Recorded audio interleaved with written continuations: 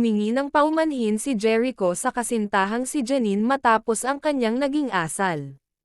Aminado siyang nadala siya ng matinding selos nang mabalitaan ang pagkikita nina Janine at Paulo Avellino.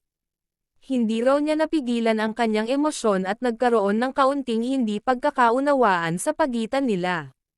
Ipinaliwanag ni Jericho na hindi niya intensyon na saktan ang damdamin ni Janine.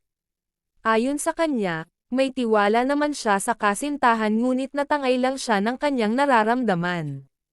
Naging mainit ang kanilang usapan, ngunit agad niyang na-realize ang kanyang pagkakamali. Sinabi niya kay Janine na hindi na niya uulitin ang ganoong reaksyon sa hinaharap. Pinuri rin niya ang pagiging tapat at maunawain ng kasintahan sa kabila ng kanyang selos. Tinanggap ni Janine ang kanyang paghingi ng tawad at ipinaalala sa kanya ang importansya ng tiwala.